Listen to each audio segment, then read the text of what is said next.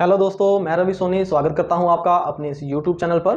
तो बच्चों, आज से पहली क्लासेस में हमने कर लिया था, हमने सेंटेंस कर लिए थे, हमने सब्जेक्ट वर्ब एग्रीमेंट कर लिया था और उसके बाद जो आता है वो हमारा जेरेंड आता है।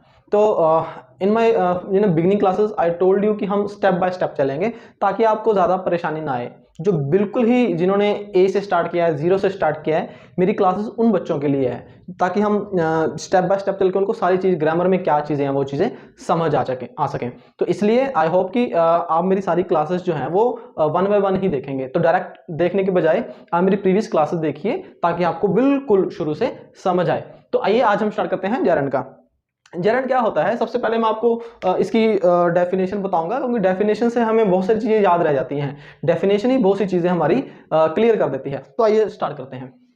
कहता है gerund is such a form of verb that ends in I N G and has the force of a noun and a verb.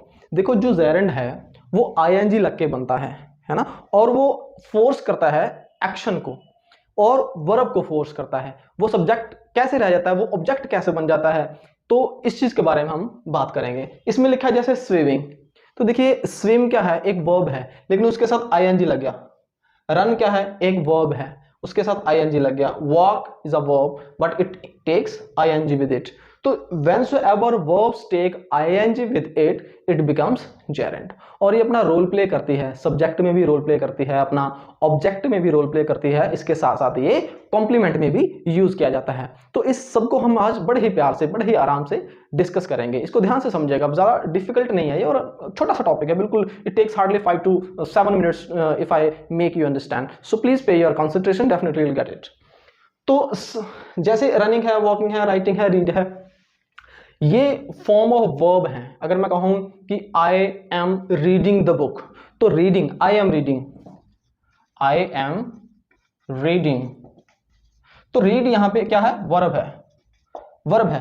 ठीक है, इसी को अगर मैं चेंज कर दूं, अगर आई की जगह, जो आई हमारा सब्जेक्ट है, रीड को अगर मैं सब्जेक्ट की जगह पे ले आऊं और बोलूं कि रीडिंग इज माय हॉबी, तो रीडिंग यहां पे क्या बन गया? जेरेंड। यहां पे सब्जेक्ट नहीं रहेगा, लेकिन सब्जेक्ट का रोल प्ले कर रहा है और ये यहां पे काउंट क्या होगा? जेरेंड। तो बस इतना से, it's not very difficult, it's very easy to understand. Alright, तो आगे क्या कर रहा है? अब हम इसके यूज देखते हैं। यूज ऑफ जेरेंड कहां पे यूज होता है? जैसे सब्जेक्ट के रूप में कहां यूज होता है? जैसे यहां पे लिखा है swimming is good for health, no, तो इट्स ए जनरल चीजें बता रहा है, सिंपल चीजें, एक स्टेटमेंट कर रहे हैं कि स्विमिंग जो है वो सेहत के लिए बहुत ही अच्छी है। लेकिन रोल प्ले किसका कर रही है? वो सब्जेक्ट का। तो इट मींस जेरेंड यहां पे सब्जेक्ट का रोल प्ले कर रहा है, ऑब्जेक्ट का भी करेगा इसमें आगे, देखिए इधर से। तो swimming is good for health, यानी कि वर्ब के साथ क्या लग गया? आईएनजी, और ये क्या बन गया? जेरेंड। आगे कह रहा है फिशिंग इज पॉपुलर प्रोफेशन, तो फिशिंग जो है वो पॉपुलर प्रोफेशन है, इसमें बता रहा है वो सब्जेक्ट की भूमिका, यानी कि फिश के साथ क्या लग गया? आईएनजी। अब आगे कह रहा है एज एन ऑब्जेक्ट। अब अगर सब्जेक्ट का रोल प्ले कर रहा है तो ऑब्जेक्ट का भी रोल प्ले करेगा। कैसे करेगा? अगर इसी बात को मैं, जैसे swimming is good for health लिखा है, तो इसमें लिख दूं आई लव स्विमिंग, स्विमिंग है ना, तो स्विमिंग यहाँ पे क्या हो गया? ऑब्जेक्ट आ गया। लेकिन है ये क्या? Gerund. I love cycling, I love reading, I love telling stories, you know, this and that. तो जब आप जेरेंड को ऑब्जेक्ट की जगह पे ले जाते हो तो gerund plays a role of a object gerund when you change its place. तो यहां तक समझ आ गया। जैसे एक और एग्जांपल यहां पे लिखा, स्टॉप लाफिंग।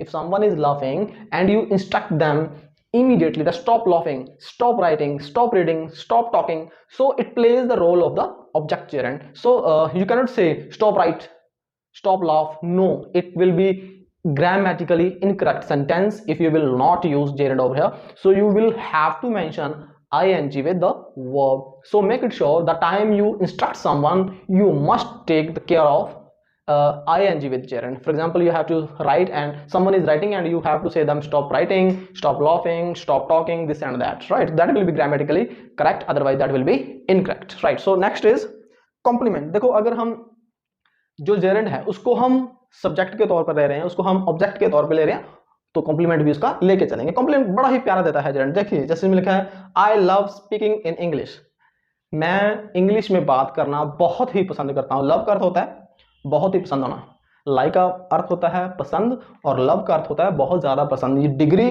पसंद करने की ज़्यादा हो तो उसको हम लव बोलते हैं। तो I love speaking in English, मैं इंग्लिश में बोलना बहुत ही पसंद करता हूँ। I love the time speak in English, I enjoy this language and I feel very comfortable rather than any other language that I speak in English. आप ये नहीं कह सकते I love speak in English. No, that will be again grammatically wrong. So you will say I love speaking in English. What I love is making friends. जो मुझे पसंद है वो क्या है?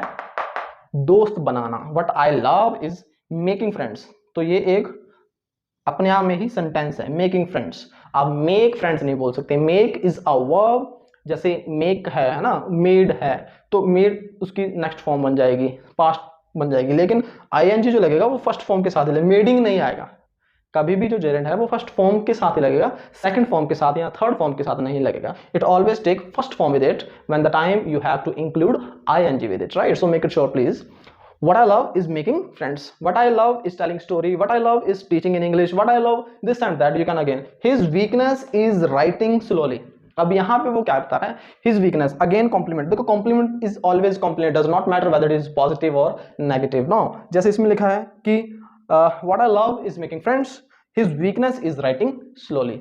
His strength is writing fastly. So it depends that what kind of compliment you are gonna give them, right? So either your compliment is in positive or negative. You will have to mention ing mention करने के बाद ही वो grammatically correct रहेगा, otherwise वो incorrect रहेगा।